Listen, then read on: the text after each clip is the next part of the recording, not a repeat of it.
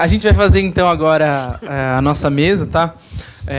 Com o professor Adriano, o professor Fábio Gomes, aqui da casa, e ele vai ser mediado pelo professor Barbieri. O tema, então, como vai ser dito, é uma conversa aqui sobre governo e mercado, tratando especificamente de falhas de mercado e falhas de governo. Queria lembrar vocês de que, ao final dessa palestra, todos que estão aqui presentes, vocês fizeram um cadastro, certo? Vocês vão fazer, a gente vai sortear aqui 12 livros que a gente tem para vocês, tá? Então é o do professor Ricardo, a revista Mises e o livro organizado pelo professor Adriano, tá? Então fiquem até o final que a gente vai ter esse sorteio para vocês. Então passo a palavra ao mediador do debate, professor Fábio Barbieri. Ok, obrigado. Bom, eu só estou aqui por causa da minha beleza, né? Então deixa eu falar o mínimo possível, só embelezar o ambiente. Rapidamente apresentar, a maioria são alunos, mas tem pessoas que não são alunos, então é melhor apresentar brevemente os dois palestrantes. Primeiro o professor Adriano Paranaíba, ele é economista, doutor em transportes pela Universidade de Brasília, professor de economia no Instituto Federal de Goiás, a sua pesquisa na área de economia dos transportes, mobilidade urbana, escola austríaca e processo de mercado, com publicação científica em congressos e periódicos em 4 continentes. É organizador do livro Transporte e Liberalismo e membro do Centro de Pesquisa de Economia em Transportes. E, à minha direita, o professor Fábio Gomes, que é professor titular do Departamento de Economia aqui da casa, doutor em Economia pela Fundação Getúlio Vargas. Suas áreas de interesse são consumo e poupança e econometria aplicada. Ele também possui diversos artigos acadêmicos em várias revistas científicas de renome. Foi bom, tá bom, né? Bom, e agora, claro, não, só precisa da coisa mais importante. Agora acabou de ser eleito vice-diretor da casa. Né? Uhul, Bom, então, vamos lá. O que nós vamos fazer hoje, agora cada um deles vai ter 20 minutos para falar sobre o seguinte tema: governo e mercado. Qual é o papel de cada um deles? Né? Parece que é esse a temática. E foi passar 4 questões que eles teriam que responder, discutir, né, essas 4 questões.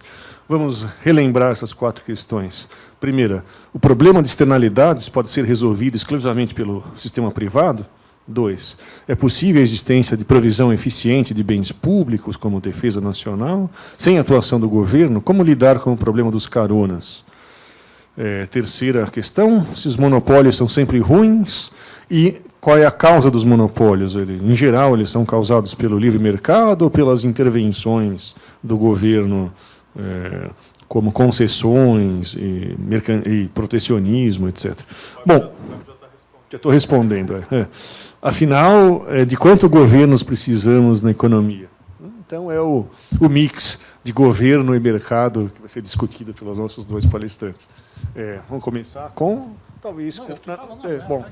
Ele acabou de falar, está com a garganta arranhada. Então, professor Fábio, por favor.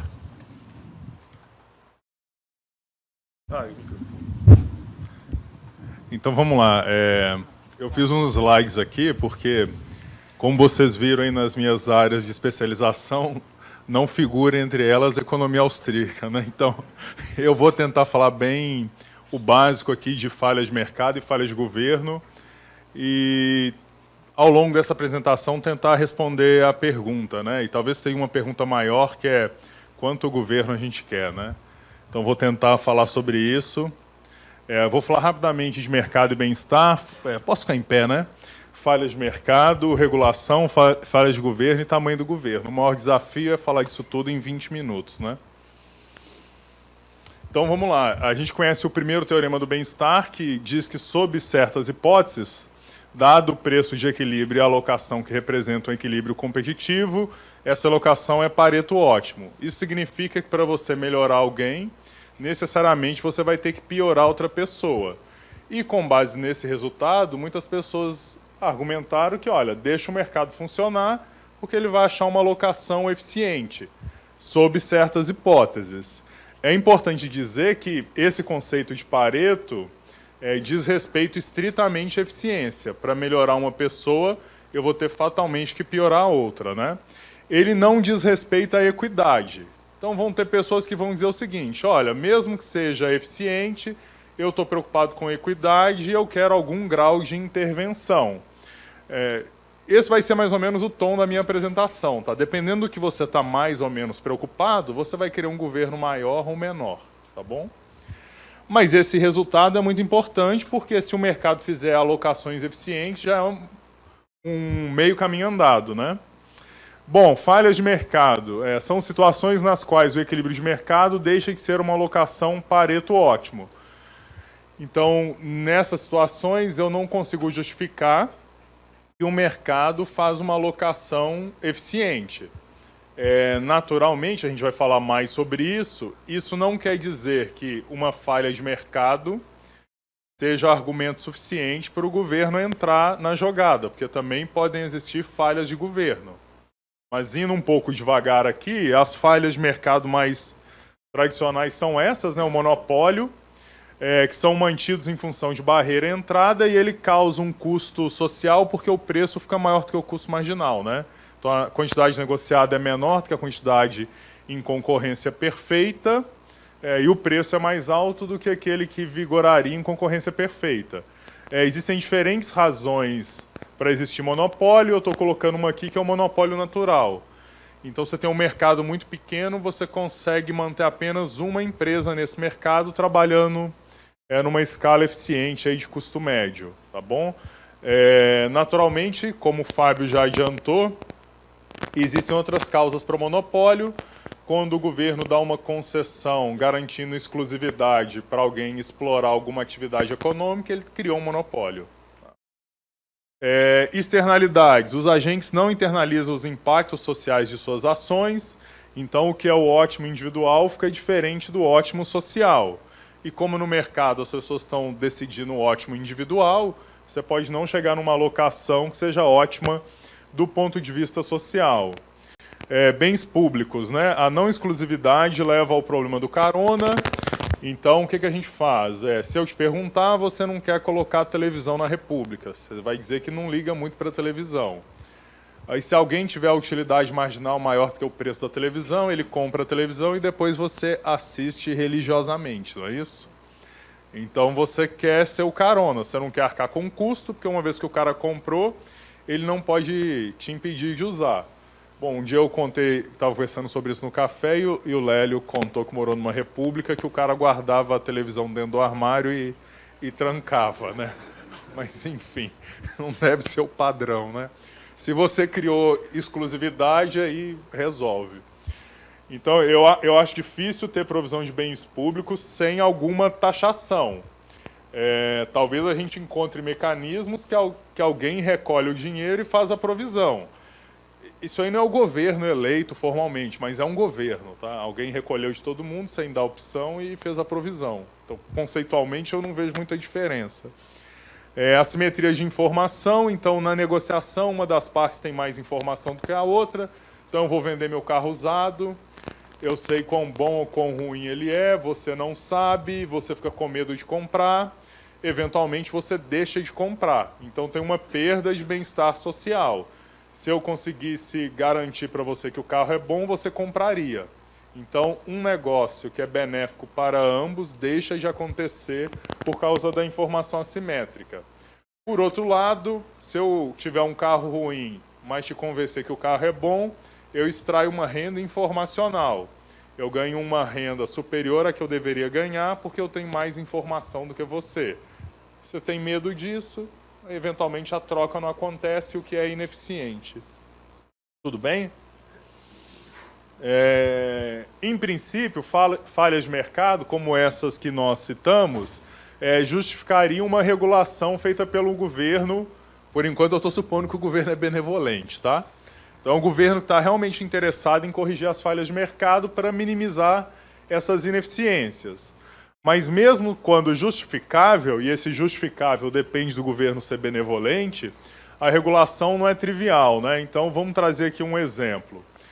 As agências do governo podem dizer para o monopolista, olha, você é obrigado a cobrar um preço igual ao custo marginal. O problema é que se você tem economias de escala, o custo médio vai ser maior do que o custo marginal, e você vai gerar um prejuízo para esse cara. Aí você fala assim, não, então vamos fazer o preço igual ao custo médio. Aí o cara fala assim, poxa, mas toda vez que eu inovar e reduzir o meu custo, o preço vai cair, eu não tenho ganho. Então, também é um incentivo ruim. Dificuldade adicional. Até aqui a gente está supondo que esse legislador consegue medir o custo marginal e o custo médio. Mas deve ter informação assimétrica, né? O proprietário da firma conhece melhor a firma do que o cara da agência que bate lá na porta dele. Tudo bem? Quais seriam as alternativas? Faz um monopólio estatal ou não faz nada? Bom, eu não consigo regular esses caras. Então, faz um monopólio estatal ou não faz nada, deixa o monopólio do mercado. Inação é uma escolha. Você está escolhendo não fazer nada. Tá bom?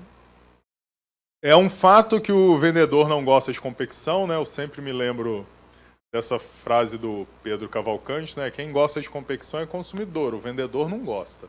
Tá bom? Mas governos criam monopólios, né? Então, quando o governo dá uma concessão, ele próprio cria um monopólio. Bom, deixa eu falar um pouquinho de externalidade, né? Então, o teorema de Coase diz que agentes privados podem resolver o problema das externalidades sem a necessidade de intervenção do governo, desde que direitos de propriedade possam ser transacionados e os custos de transação sejam suficientemente baixos, né? Então, se as regras estiverem claras, se a negociação não for muito custosa, os próprios agentes podem resolver sem a intervenção do governo. Custos de transação tem que ser entendido num sentido amplo, que são os custos de pesquisa e coleta de informações, de negociação, de decisão, monitoramento e cumprimento dos contratos, né? De fato, alcançar um acordo eficiente é difícil quando o número de agentes envolvidos é grande. No protocolo de Kyoto, a gente estava muito preocupado com a poluição, teve uma participação grande dos próprios governos, né? Então, enfim, nesse caso, pelo menos, não foi só o setor privado que atuou para resolver. Então, o que a teoria diz, ou pelo menos essa teoria diz, é que em certas situações a gente consegue resolver sem o governo, quando o custo de transação for baixo e quando a gente puder transacionar. Bom, mas até agora a gente supôs que o governo é benevolente e que se ele fizer uma intervenção é para aumentar o bem-estar da sociedade. Isso não me parece uma hipótese muito razoável, né? Olhando para o Brasil, né? Especialmente. Então, pode existir dificuldades técnicas, né? Qual o preço a gente vai impor ao monopolista, mas pode existir um problema maior. Será que a gente quer confiar todas essas decisões ao governo? Será que a gente quer concentrar tanto poder no governo? Então, em 1971, Stigler escreveu um artigo argumentando que a regulação é capturada pela indústria. Então, veja, eu faço a regulação para garantir que a indústria atue dentro de certos parâmetros, mas a própria indústria pode capturar o regulador e fazer uma coordenação para que essa regulação seja feita conforme o interesse da indústria. Tá bom? Então, você corre o risco desse governo ser cooptado. O benefício da indústria é claro, né? Mas o que esse ramo aí da literatura teve que responder é qual é o benefício do governo. E a gente começou a ver o governo não como benevolente, mas como alguém que tem seus próprios interesses. E é comum a gente olhar para o governo como alguém que tem um interesse muito claro, reeleição. Tá bom?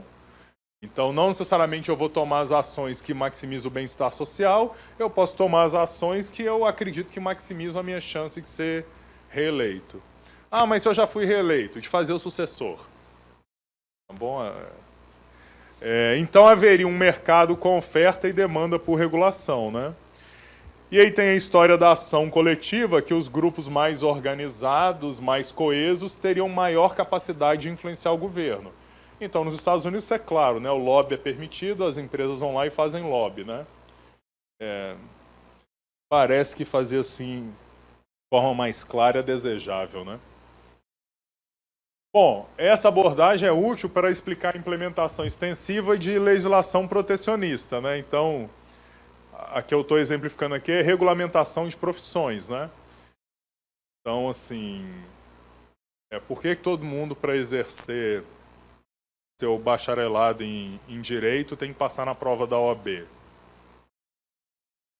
Certo? As pessoas formam e estão limitadas em sua atuação. É uma regulamentação de profissões. Certamente começou de uma maneira muito nobre, né? Assim, as pessoas apresentam argumentos muito nobres para essas regulamentações, mas... Bom, no Brasil você tem um pouco a história dos campeões nacionais, né? Então eu vou escolher quais são as indústrias que vão ter a bondade do rei, né? Então, se tivemos setores beneficiados com redução do IPI na crise internacional de 2008. Então é uma política mais vertical, que escolhe quem vai ser o campeão, do que uma política horizontal que afeta todo mundo, assim. Se você controlar o gasto do governo e diminuir a inflação, se você gerar um ambiente econômico melhor, você beneficiou todo mundo. Ou você pode ir lá e escolher quem vai ser o vencedor. Agora, eu quero ser o setor que ganha a redução do IPI. E a gente não sabe, na prática, como essa decisão é tomada. Qual que é a influência desse setor, se ele consegue ou não capturar o governo. Tá bom? Porque aí a decisão é guiada pela captura e não necessariamente por aquilo que é melhor para a sociedade. Por outro lado, como o político está interessado em se reeleger, existem também benefícios para os consumidores. Então, acho que essas coisas não colaram, né? Mas tinha uma discussão, por exemplo, no passado, dos planos de saúde de não poderem discriminar por idade, né? Cobrar o mesmo valor de todo mundo. Você vai fechar o mercado. Porque você vai ter que cobrar um preço médio, o preço médio vai ficar caro para quem tem boa saúde, vai ficar barato para quem tem saúde ruim. Quem tem boa saúde sai do mercado, você recalcula a média, enfim, no final ninguém vai comprar o plano de saúde. Gera um problema de seleção adversa. Então, eu digo para os alunos para eles tomarem cuidado, né? Porque às vezes aqueles a quem nós queremos proteger, nós acabamos causando mal, né? O consumidor não está melhor se o mercado de plano de saúde fechar. Mas qual que é o tamanho do governo que a gente quer? A gente já falou de falha de mercado, a gente já falou de falha de governo. Eu acho que é difícil que essa decisão seja totalmente técnica, eu acho que depende um pouco da visão que a gente tem de mundo. E quando a gente juntar essas três coisas, vai ser o tamanho de governo desejado. Fábio, eu te surpreendi com esse negócio bonito aqui, hein? Isso aqui tá que estilo, isso aí. Tá bom? Então, vamos pensar assim, ó. Pensa que o governo tem uma certa preocupação com a desigualdade e que ele vai fazer provisão de bem público. Então, eu tenho um governo desse tamanho. Ou eu posso fazer assim, não, além de intervir contra a desigualdade e de gerar mais igualdade de oportunidade, né? Eu vou fazer provisão de bem público e eu vou regular o mercado porque tem falha de mercado, eu construo as agências, enfim. Ou eu falo assim, não, eu vou fazer mais ainda, eu não confio mesmo no mercado, eu prefiro um monopólio estatal, sei lá. A Petrobras é nossa, na minha conta não cai nada, né? Mas a Petrobras é nossa. Então, de repente, você quer um governo maior. É do jogo. Uma coisa que você tem que entender é que se você quiser ter um governo maior, alguém vai pagar a conta. Tá certo? Então vai ter que ter mais imposto. Então, assim, é claro que eu tenho as minhas opiniões e posso tentar te convencer que as minhas opiniões estão certas, mas o que eu estou tentando fazer é uma coisa mais simples, é te dizer que se você escolher um tamanho de governo grande ou pequeno, tem implicação para quantos impostos a gente vai pagar e tem implicação para quanto poder você está concentrando na mão do governo. Tá bom? Se falha de governo é pior do que falha de mercado, é melhor não se meter muito e ficar com um governo pequeno. Tá bom? Agora, se você acha que a falha de mercado que é o grande problema, então você vai caminhar naquela direção, você vai querer um governo grande. Eu falo que eu não tenho problema nenhum com quem tem opinião diferente da minha. Eu só fico um pouco irritado quando os argumentos não batem, né? Então, se eu quero ter governo grande, quero pagar pouco imposto. Não dá. Não dá, assim. Não dá. Tem mágica. Então, se a gente tem um governo com um serviço público mais limitado, você pode ter uma carga tributária pequena. Se a gente tem quer um governo grande, né, com o setor público é abrangente, sei lá, de alta qualidade, você tem que ter uma carga tributária grande. Então, sei lá, meu cunhado mudou para o Canadá, ele paga lá um imposto alto, mas coloca o filho dele na escola pública, a segurança pública funciona, ele está feliz lá. O problema é isso aqui, né? quando você tem a carga tributária grande e o serviço público limitado e ou de baixa qualidade. Porque aí você sente que aquele recurso que você está gastando não está sendo bem empregado, né? Então, quando eu me formei, eu fui para Belo Horizonte e eu trabalhava na Escola de Governo da Fundação João Pinheiro, que é uma escola estadual. Então, eu pagava lá algo que a gente chamava de IPSENG, é tipo o IANSP daqui. Além de pagar o IPSENG, eu tinha um plano de saúde privado. Então, assim, e além disso, todo mundo tem um SUS. Então, assim, o meu sentimento é que eu tinha 3 planos de saúde e só um me atendia. Então, eu acho que essa que é a sensação ruim, quando você está pagando muito e recebendo pouco. Veja, as pessoas podem ter preferência por esse cenário ou por esse cenário, mas o que eu estou argumentando é o seguinte, mesmo quem quer um governo pequeno, mesmo quem quer um governo grande, as pessoas tendem a concordar que esse caso aqui do meio é ruim. Tá bom? Então, existe uma expressão que não foi cunhada exatamente por causa disso, mas é a Belíndia, né? Que eu vou dizer aqui que são os impostos da Bélgica com os serviços da Índia. Tá bom? Foi cunhada para o Brasil, né?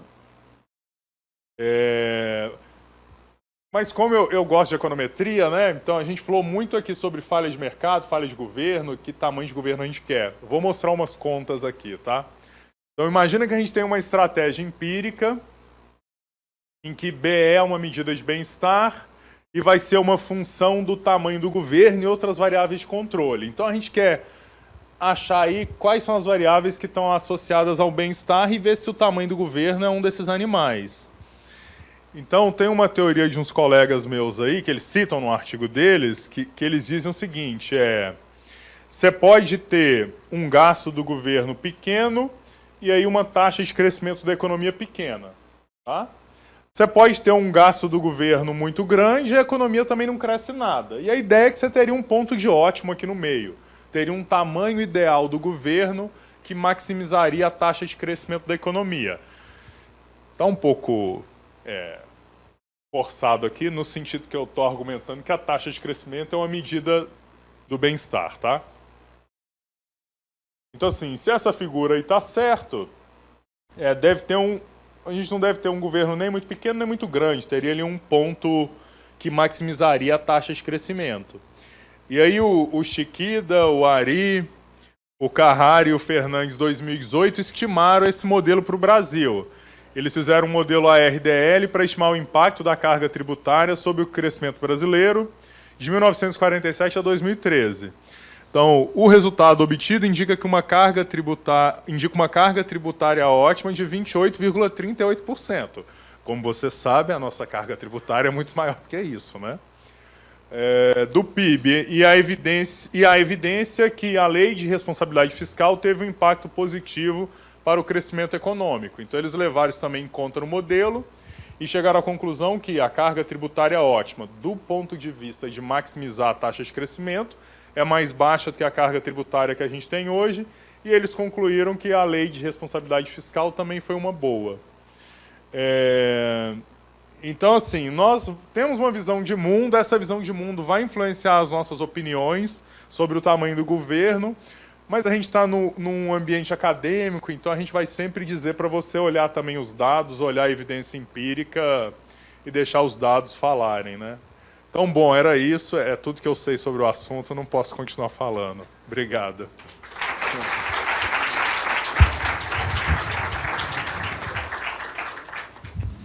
Professor Fábio é um verdadeiro inglês. Para mim deu 3 segundos de atraso dos 20 minutos. Muito bom. Então, agora o professor Adriano também tem 20 minutos.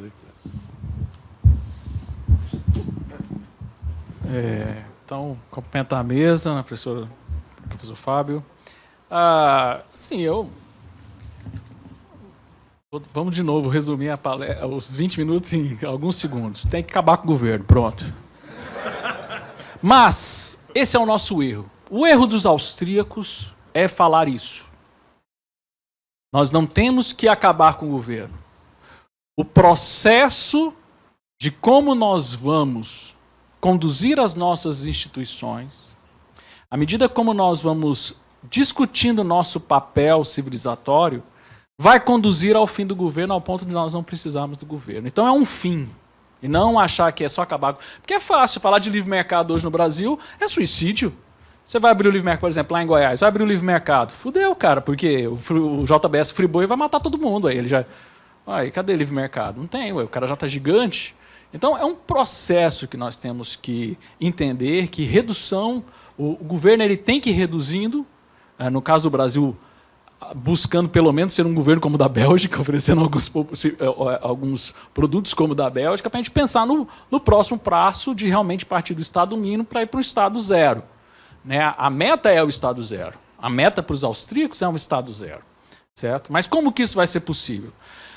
Dentro das minhas leituras, eu vejo assim, que alguns conceitos nós ainda trabalhamos, nós estamos num mundo hoje totalmente disruptivo, e alguns conceitos nós precisamos rever. Né? Eu fiz formação em economia, mestrado, e fui inventar de fazer doutorado lá na engenharia em transportes. Né? Fui lá para... E aí eu tinha a escola austríaca como um hobby, como algo que eu estudava, achava legal e tal. Pô, nunca vou aplicar isso no meu doutorado, né? Nós estudamos bens públicos, transporte é bem público, né? Nunca vou aplicar isso. E aí, até o dia que eu li o artigo do professor Halcombe, que foi produzido na Review of Austrian Economics, acho que é o número 10. Eu acho que eu sempre falo desse artigo, porque mexeu comigo, que é a teoria da teoria dos bens públicos. A visão austríaca do que é um bem público. E eu comecei a ver que alguns conceitos, como, por exemplo, bem público, o carona, algumas coisas que nós vemos como problemas, nessa nova economia disruptiva que nós estamos vivendo, não fazem mais algum sentido. Por exemplo, vamos pegar o efeito carona, que a gente sempre vê nos livros de economia que é um problema. Bem, hoje a economia digital, a economia mundial quer o carona. A verdade é essa. Por exemplo, qual que é o melhor bem público que nós temos hoje? É a rua da sua cidade, do seu bairro, ou o piso de mármore do shopping center? Qual é o melhor lugar para se andar? No shopping center, que tem ar-condicionado, o piso é de granito, tem um segurança, você pode sentar na cadeira lá e não pagar nada. Ou a rua da sua casa? Qual que é a diferença? No shopping você é um carona. Você era para ser um freerider, era para você ser alguém desejável. Por que o shopping quer você lá? Porque precisa de gente. O mundo hoje, como globalizou, você precisa de gente, você precisa do efeito carona. Hoje o comércio precisa de caronas. Por quê? Porque deixou de ser alguém que atrapalha o meu consumo, alguém que vai ali desgastar o bem de uma certa forma, vai ser alguém que vai estar ali como um consumidor potencial. Hoje nas mídias digitais chamam isso de funil de canal de comunicação, né? Você oferece, já viram aqueles cursos de internet? Você ganha um e-book de graça. Te dá um e-book de graça para você comprar o curso. Se você quiser só o e-book de graça, você fica com o e-book. Cara, por que ele quis você como carona de ler o livro de graça? Porque precisam de pessoas. Né? Hoje o freerider é necessário, é importante para você dar vida. Né? E uma coisa que eu discuto em transportes, tem uma autora americana que eu gosto muito dela, que é a Jane Jacobs, que ela escreve sobre a morte e vida das grandes cidades americanas, onde ela fala exatamente isso. Por que os grandes centros das cidades, das grandes metrópoles, o centro é um lugar perigoso, é um lugar morto, não tem comércio. Toda grande metrópole, o centro da cidade é um lugar ruim. Por quê? Porque não existe free riders. Quanto mais free riders, mais gente vai atrair comércio. Mais gente faz com que aquele movimento faça com que haja interesses de investimentos privados para melhorar aquela região. Que foi o que aconteceu com o shopping center. O que é o shopping center? É uma tentativa de construir um bairro seguro, que oferece ar-condicionado, que oferece um piso legal, que oferece um estacionamento legal. Mesmo que você não compre nada, se você quiser entrar aqui no shopping, nós almoçamos no shopping, se você quiser entrar no shopping, ficar o dia todo lá, ter saudações e ir embora e não consumir uma balinha, tá de boa, ninguém vai te bater, ninguém vai brigar com você. Né? Por quê? Porque pessoas são importantes para que haja o negócio. Então, alguns conceitos precisam ser revistos. E o professor, eu até falei na minha apresentação a respeito do professor Stanford Ikeda, que ele tem um artigo que ele escreve, né, falando que a Jane Jacobs é uma libertarian outsider, né, uma outsider do libertarianismo, que é o quê? defende que a gente tem que priorizar as pessoas na economia, porque elas vão trazer algum tipo de resultado para a economia, e não o contrário. A gente hoje, dentro das ideias de teoria econômica, o free rider é um grande empecilho, é um grande problema. Toda vez que você vê o efeito carona, é sempre pejorativo. E nessa lógica nova de economia disruptiva que nós estamos vivendo, o efeito carona pode ser muitas vezes a solução para muitas coisas, como é, por exemplo, nos estudos hoje que nós temos de mobilidade urbana, é a solução para você resolver o problema de uma cidade. Eu até tive um artigo publicado na revista Mises falando sobre como é que seria essa privatização das cidades, como que um free rider ajudaria. Então, eu penso nessa lógica, já respondendo essa questão a respeito dos free riders. Eu tive que anotar as perguntas aqui para não me perder. Né? Sobre a questão de monopólios, né, nós temos um medo danado, como eu falei na palestra, de um monopólio virar uma empresa, virar uma grande monopólio, virar uma Skynet, matar todo mundo e dominar a humanidade. Os únicos monopólios que sobrevivem, né, o Hofbauer fala isso no Man Economy State. O monopólio pode durar para sempre? Tem como um monopólio durar? Quais são os monopólios que mais duram? Se a gente for pegar a história, se a gente for pegar as maiores empresas do mundo hoje, as únicas que estão vivas são as que dependem de intervenção estatal, de uma concessão, são empresas de petróleo. Né? Se pegar as 10 maiores empresas do mundo, as que estão lá são as chinesas, a Bristol, que são empresas controladas pelo governo, né? A Bristol Oil. Então, são empresas governadas. É o único jeito de você manter o monopólio, porque o monopólio ele vai sempre trazer altos lucros, né, para o monopolista, para o detentor daquela inovação, daquela novidade, mas com isso ele traz novas pessoas querendo entrar naquele mercado. Nós estamos, por exemplo, quem tinha um monopólio recente de aviões médios de boa potência era a Embraer. Esse mercado atraiu que uma empresa fosse lá para comprar ela. Né? Então, sempre alguém quer uma grana, sempre alguém quer um dinheiro que aquele monopólio de alguma forma quer. Se a gente cria barreiras para proteger, né, por exemplo, pegar o caso da aviação civil brasileira. A Azul defendia, né, vamos abrir mercado. Quando ela entrou, ela, não, vamos rever as regras, né? Vamos rever, não pode ser bagunçado, não pode entrar todo mundo. Né? Então, quando você entra, não, tem que ter regra, né?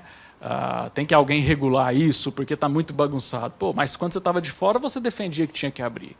Então, por isso que hoje falar de abertura de mercado é muito complicado no Brasil, porque você vai ter essa formação de grupos de interesse. As próprias agências, o Brasil vive não existe teoria de captura no Brasil, é a realidade da captura. Né? Todas as agências são capturadas, é incrível. Né? Eu tive a oportunidade de dar aula no mestrado de transportes lá em Brasília. Né? E é incrível, porque a sala era só de gente que trabalha em agência reguladora. Né? Ou o cara era da ANTT, ou era da ANEL, ou era da ANAC. E aí eu fui dar aula de estrutura de mercado. Aí eu falei assim, olha, monopólio e tal. Aí os caras, não, peraí, professor. Mercado. Aí o cara da ANAC falou assim, não, mercado de aviação civil é aberta, professor. Ele falou assim, não, é aberta. O cara quiser montar, ele pode montar. Então, na próxima aula, você vai trazer quantas regras ele precisa atender para ele poder entrar no mercado.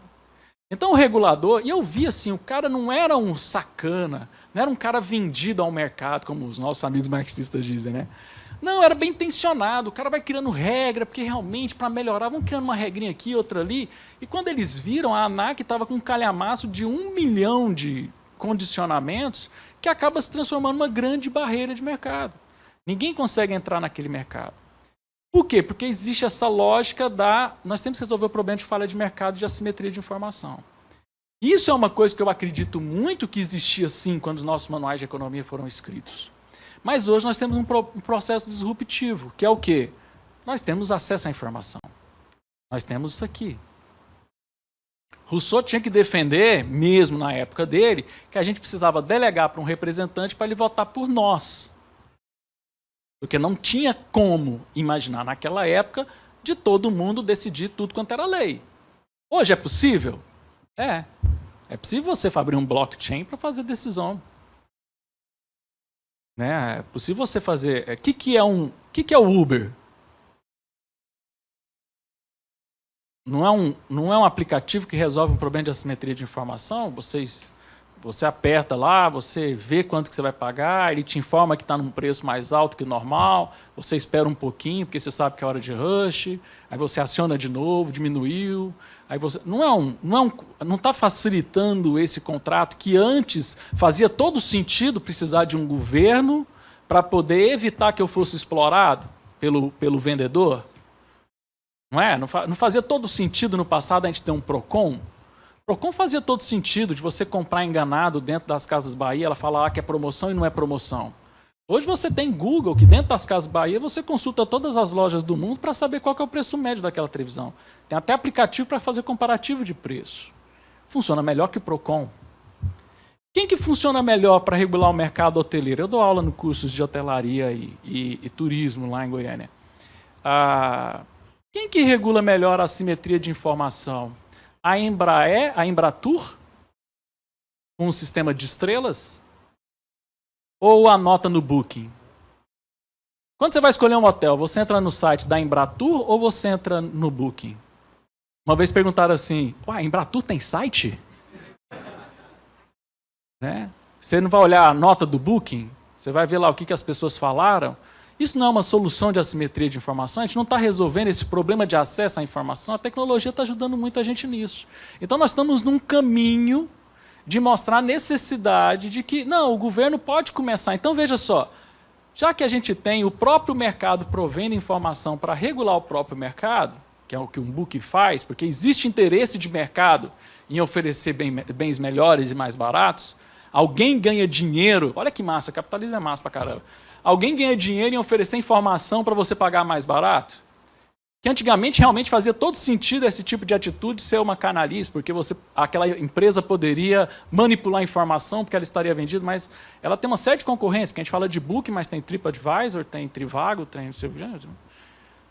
Então, se a gente continuar a pegar alguns elementos da economia e continuar enxergando esses conceitos como inimigos nossos, nós vamos acabar tendo a perder o bonde da discussão, de envolver essas benesses tecnológicas, de mercado mais aberto, em favor da gente melhorar a nossa sociedade, melhorar o Brasil. Né? Então, tem lá um sistema lá da Embratur de avaliar os hotéis, aquele sistema de estrelas. Precisa mesmo da gente ter aquilo? Vamos cortar isso daí, vamos cortar esse gasto. O mercado já está conseguindo resolver isso daí. Né? Eu lembro que na época que não tinha Uber, eu falava muito, né? Pô, táxi, que droga, táxi, nunca tem táxi, por que não libera o mercado assim minimamente? O cara faz uma vistoria para ver se o carro não vai pegar fogo e libera o cara para trabalhar de táxi, por que tem que ter esse controle de licenças e tudo, né? É um bem-estar que o governo quer nosso, cobrando R$50 numa passagem, 2 quarteirões, né? Você tinha que... Né, o taxímetro, a última vez que eu andei de táxi foi a situação mais, assim, como eu tenho família, foi a hora que eu pensei em não matar o motorista. O cara me pegou, precisava chegar, eu vim de Brasília correndo e falei assim, não, meu filho ia ter uma apresentação na escolinha de música dele. Eu falei assim, Fé, pau na máquina, acelera essa bagaça aí, vamos correndo, se precisar eu pago um extra. O cara foi devagarzinho, mano. Devagarzinho, brother, rapidão.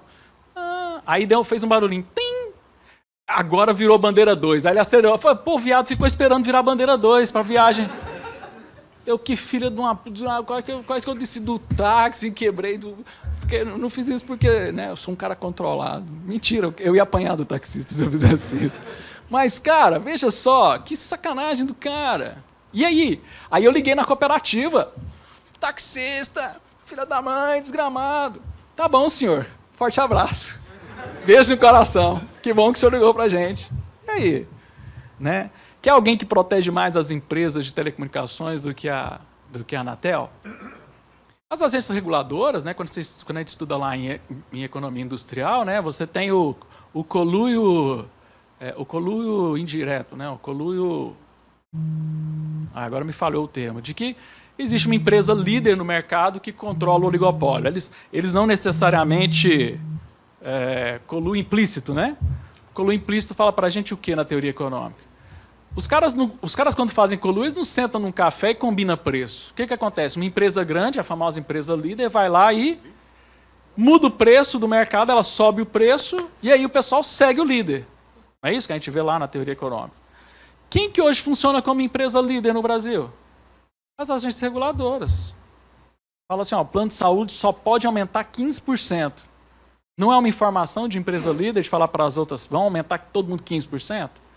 Todo mundo faz isso. Isso acontece também com a questão de medicamentos. Todo ano tem lá, para evitar que os preços subam demais, nós vamos controlar a subida de preço. Só pode subir 10%. Todo mundo sobe 10%, cara. Aí você vai ver, a agência tem o quê? Tem a participação do setor que está lá beneficiado e faz ali a captura tranquilamente. É fácil. É mais fácil você pegar um controle. Então, como é que vamos regular? Não vamos regular? Vai ficar pior ainda, porque o pouco de negociação que existe hoje, não, nós podemos fazer essa negociação de forma disruptiva, de forma aberta. Eu queria ser muito entusiasta de Bitcoin, mas no final das contas o que eu sou grande entusiasta é do blockchain. A aplicação do blockchain pode resolver uma série de problemas de assimetria de informação. Está longe da nossa realidade? Tá, mas vai chegar um dia. Nós temos que trabalhar para inserir esse tipo de discussão, que parece que é um pouco longe das nossas faculdades de economia. Nós temos que trazer mais de volta, trazer isso para dentro, para trazer novas ideias de como resolver esse problema, não por ódio, não por ideologia, eu odeio o Estado, tem que acabar com o Estado. Não, mas para realmente caminhar para algo mais eficiente, até o ponto de não precisar mais, para a gente ir resolvendo o problema de informação. Vamos resolver esse problema de informação? O próprio Hayek falou que não. Você tem informação infinita, você vai ter custo infinito. Não tem como você ter o controle total das informações. Mas a própria assimetria de informação se torna também uma informação para trazer novos players para determinados mercados. Isso pode ser possível também. Então, eu não vejo assim que tem que acabar com o governo. Não, vai ser um processo. Mas se a gente não encarar esse processo, se a gente não começar hoje, eu acho que é uma das maiores má interpretações que a gente tem do Rothbard, que ele fala lá no livro dele da Ética da Liberdade. No final ele fala assim, tem que acabar o governo hoje.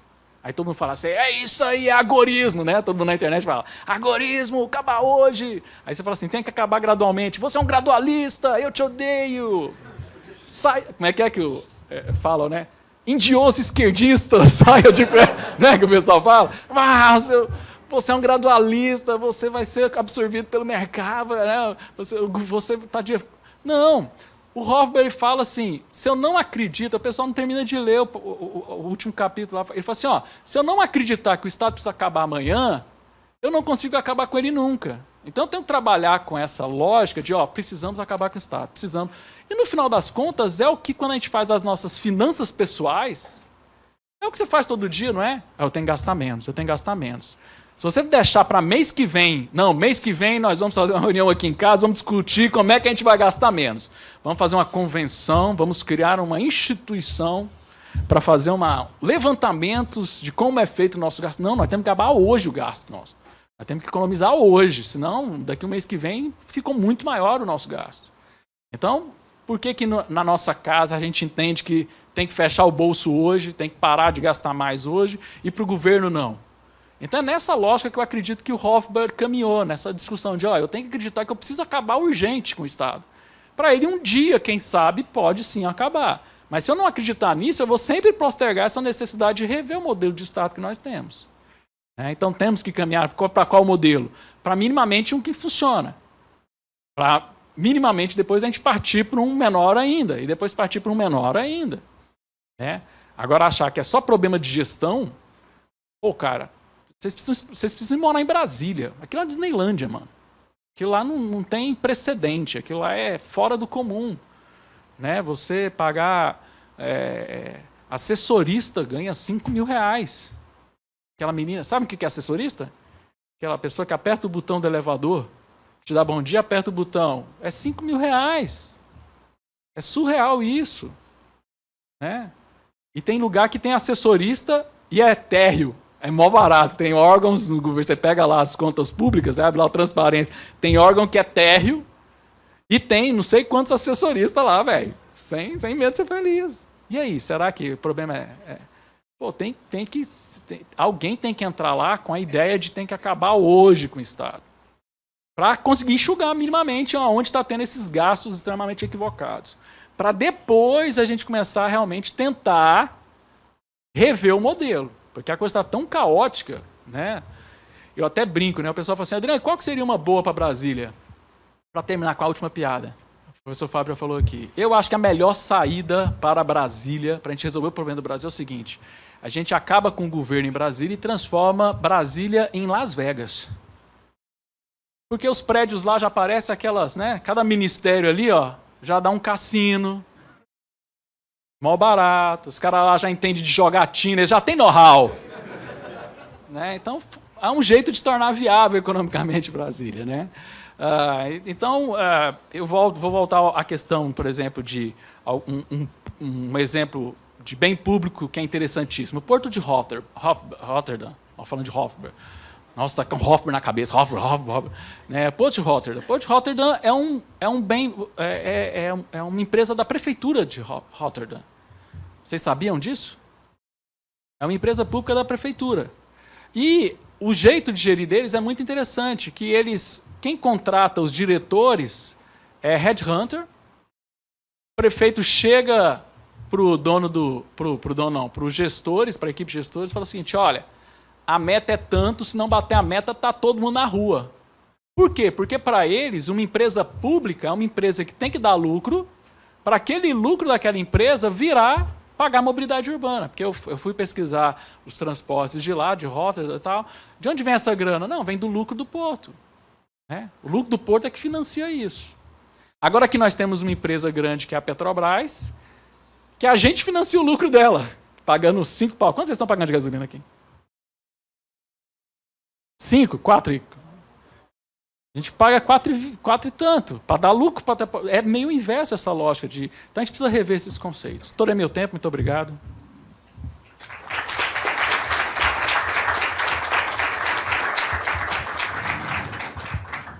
Obrigado, professor Adriano.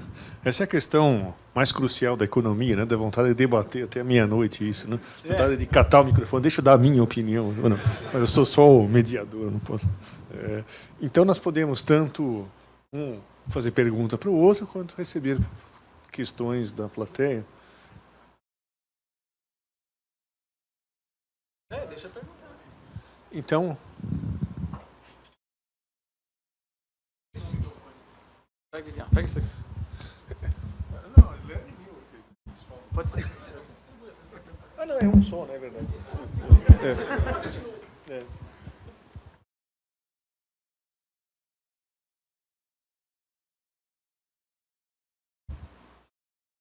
Oi.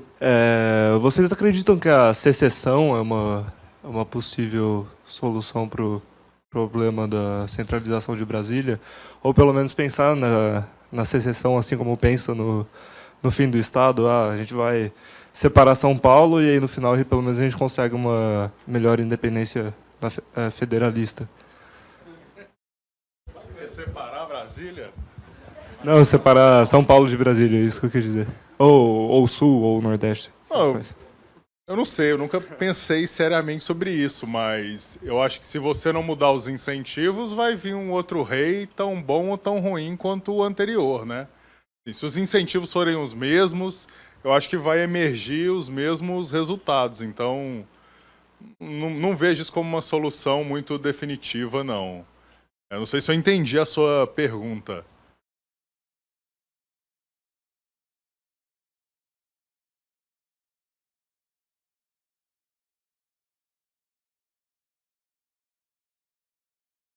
Então, mas aí você está dizendo assim, o governo é benevolente e ele não consegue tomar boas decisões porque é muita gente, então ele não consegue agregar, digamos, essas preferências. Se forem menos pessoas, ele vai tomar decisões melhores. Não sei.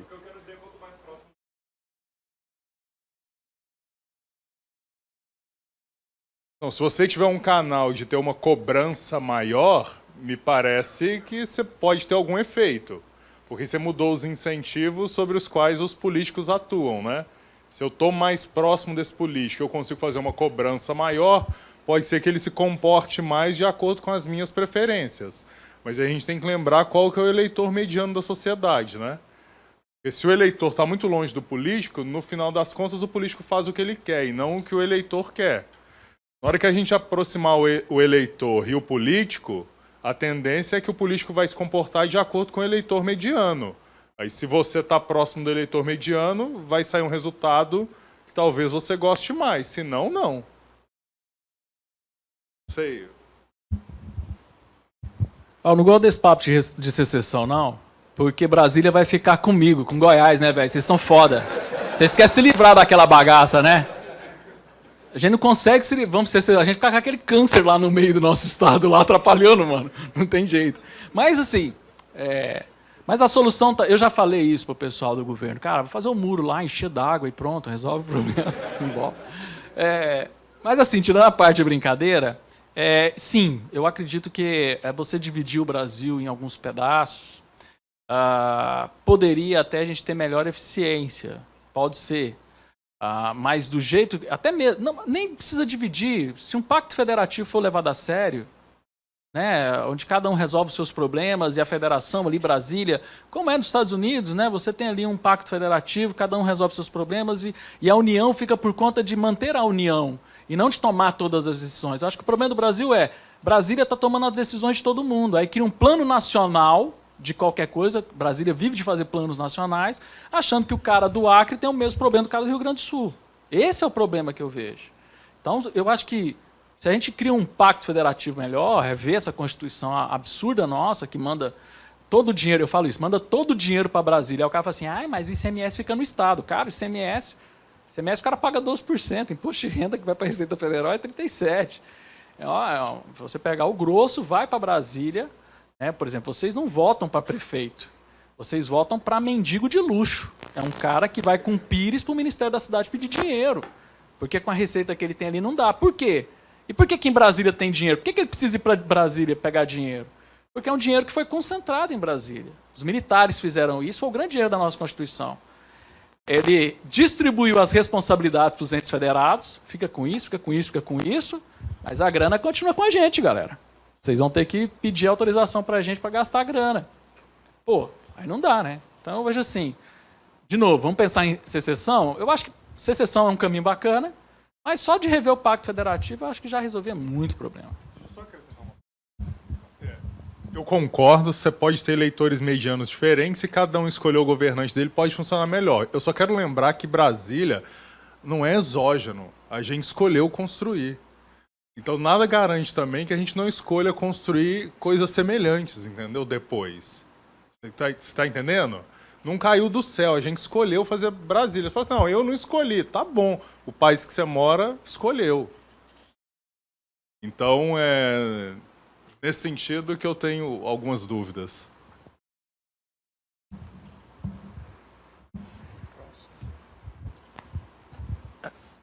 A última, infelizmente pelo tempo, a segunda e última pergunta. Então capricha, né? Aí dificulta.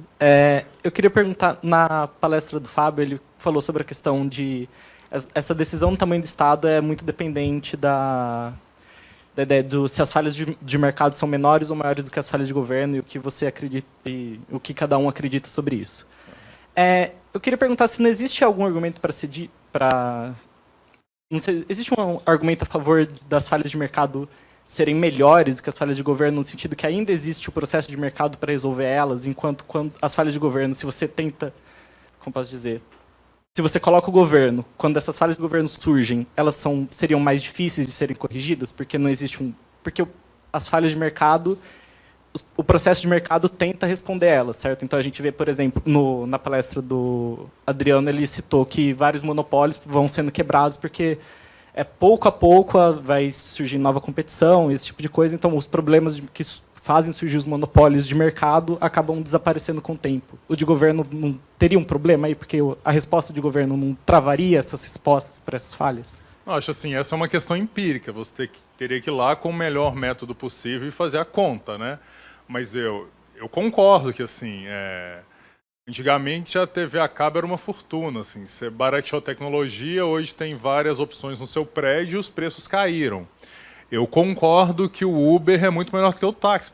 Ele ligou lá para reclamar, os caras não deram bola. No Uber, você preenche a avaliação do cara, o próximo usuário vê o histórico do cara. Então, eu não discordo que avanços tecnológicos vão permitir que nós, como sociedade, façamos melhor algo que antes a gente depositava na mão do governo.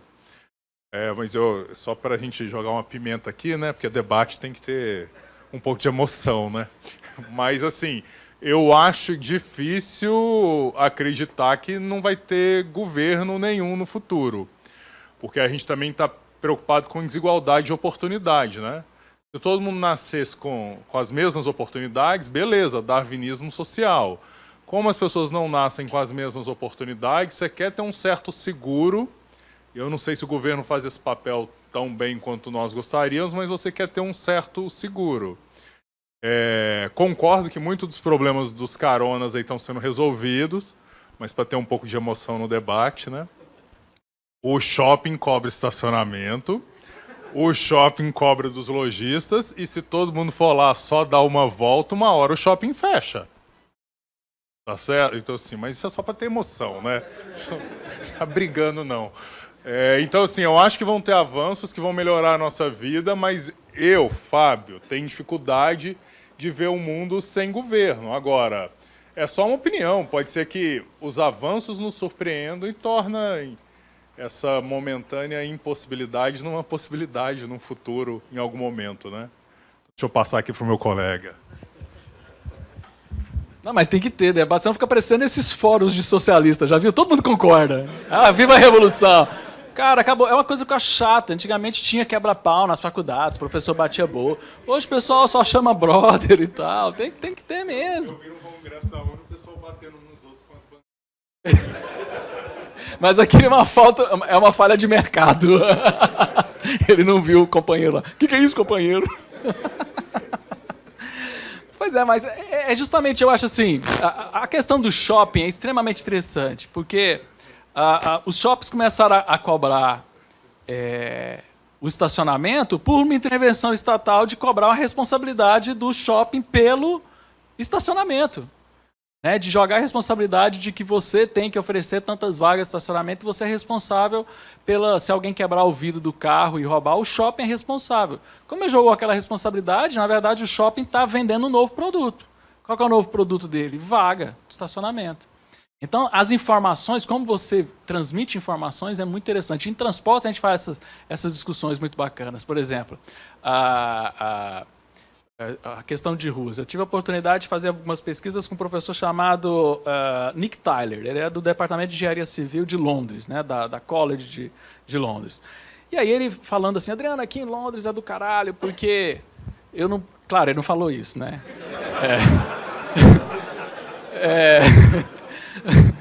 Adriano, e tal, muito bom, porque aqui você não precisa andar 200 metros que tem um transporte coletivo, você tem uma estação de metrô, você tem uma linha de ônibus, ou você tem não sei o quê, tal. Eu falei assim, se o transporte é tão bom, por que o pessoal aqui prefere andar de carro? Então por que vocês cobram pedágio urbano? Por que vocês cobram pedágio? Se o transporte de vocês é tão bom? Porque tem gente que prefere andar de carro. O transporte público pode ser o melhor do universo. O cara vai ter um outro tipo de preferência. Então, eu vejo assim, no final das contas, o que a gente chama de falhas de mercados, problemas, pode fazer com que surjam novas possibilidades de novos mercados. A falha de mercado precisa acontecer. Né? O Londres construiu aquele The-Tub lá, que é o melhor sistema de transporte do mundo, é de fato, mas os caras preferem fazer congestionamento no centro da cidade. Aí os caras fizeram lá a conta, lá, o modelo deles é mais barato, lá de pegar o custo social e distribuir para o custo individual, para o cara pagar, e cobra pedágio. Não, então a gente vai cobrar um pedágio para você usar a rua pública. Eu topo pagar. Tem gente que topa pagar, tem gente que não, tem gente que vai preferir ir para o metrô. Então a falha, o que a gente chama de falha de mercado, de o shopping vai cobrar o estacionamento. Não, quem não quiser ir de carro, não vai de carro. Né? O shopping vai quebrar porque ninguém vai comprar? As pessoas querem comprar, o marketing te seduz, você vai lá e você vai acabar um dia tendo que comprar alguma coisa, você vai comer, um dia você vai precisar comer. Então, o shopping ele precisa de você porque você precisa dele também. É uma troca mútua, né? Vai além da questão de produção. A economia é a relação de trocas. Se a gente acha que não vai haver troca, então o governo precisa regular para que a troca aconteça da melhor forma possível, não foi uma troca, foi uma imposição. Como uma forma de inquisição, né? Mas só para realmente a gente apimentar a discussão. Bom, então eu agradeço o tempo dos dois palestrantes e passo para os donos do evento concluírem, não eu.